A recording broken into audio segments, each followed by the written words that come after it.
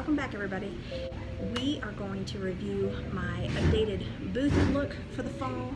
This will be the only fall look that we'll get. The next will be the holiday season where I convert everything to Christmas, and I'm super excited about that. And we're just going to jump right on into it. Y'all ready? All right, let's go. As you guys noticed, it was extremely loud in the mall today, so I decided to do this voiceover.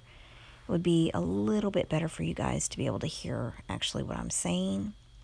Now, from this kind of overview, you'll notice splashes of reds and golds and oranges. Of course, I'm wanting to bring out the fall. I've gotten rid of most of my summer colors, which of course are the pinks and kind of the mint greens. And I'm moving into more of the fall. Now, this space on top, I know I've talked about it before. I decided to start utilizing that. It just kind of completes the space. If you have an area like this, I would highly recommend finishing your booth out by adding some little pieces to the top. Now, my booth here, as you guys can tell, is long and skinny. And it took me a little bit to try and kind of figure out how to, display it in such a way where, oh, sorry, there was my hand.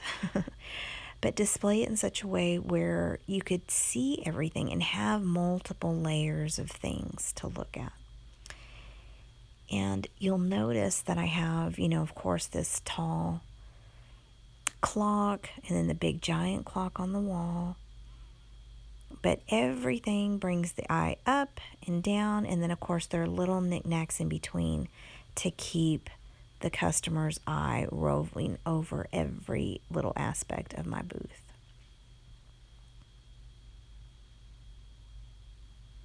I have picked up several of these pieces of artwork, and I'm telling you guys, I just absolutely love them. My two newest pieces are these etches of the rabbit and the buck, and those are just gorgeous as well. Now, of course, it's fall, and here in Kansas it gets extremely cold, so blankets and afghans and quilts sell really, really well. Got a little sushi display, a little sushi thing there, and then we have that chip and dip. That's an antique mirror. And then you'll notice the staging on this little table. I have that big giant 70s lamp, and then all the little knickknacks on the table. Don't be afraid of putting a lot of things in your booth. Just don't. I mean, there's so many times that I've, tried to just keep it really simple. And, for me, I don't know why. I don't know. And this may just be me. But my booth sells really well when it's really packed. When I'm being kind of skimpy or trying to thin out my items, my sales tank. And I don't know why. I know that there are some sellers out there that do really well on just a little bit, but for whatever reason, my booth does the best whenever I have it jam-packed. And that means, like as you're seeing right there, I have stacked tables, I put stuff underneath, I have stuff on the walls behind. I just absolutely have to have my booth packed. Okay, now this I wanted to show you guys, and I see it all the time. You don't want to do that with your books. Trust me on this one, okay? But now I'm going to show you how to always go back through, even when you stop and check on your booth during the week.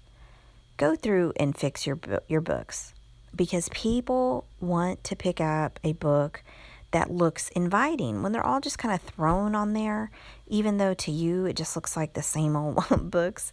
People want to see them laid out nicely. I still have that back of that piano, and I'm just going to hold on to it. I like it. If nobody else buys it, I'm going to paint it white and put it on the wall in my house. All right, so this is the overview of this side of my booth. And like I said, I utilize every single space that's available to me. And you should do the same. Don't be afraid to pile your things in there, layer them. Look, I'm fixing to show you how, you just layer things, put things, together that most people would never even think about putting them together. That little Quaker, container on those baskets. So this is the secondary little booth that I have. And I just put those kitchen set up on the wall, just hung it up on the wall. I suspect that most of this Halloween items will sell extremely quick. I don't know what it is about this town that we live in, but they love Halloween around here. Again, you'll see how I have everything kind of stacked. I did keep those 2 wine glasses that were kind of summertime. Just to me, they look like they go with that little skeleton bridegroom.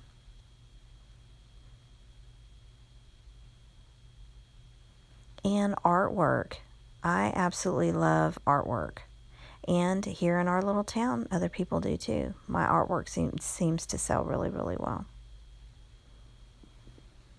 And there's a little vintage little green giant guy. And everything, and if you'll notice, I just put that jack-o'-lantern on top of that. I think it was like a Rubbermaid vintage little sugar canister. Don't be afraid to kind of mix up your booth and your items. As you'll notice, I got just kind of a little bit of everything going on. I got a chicken, I got, the skeleton bridegrooms going on, got the jack-o'-lantern. Then also at the top I've got, Americana stuff. And, don't be afraid to be a little eclectic. Let your personality shine through. A little bit of this and that. It's all good. So I hope that you guys enjoyed this video, and as always, comment below, and if you haven't already, subscribe. Bye.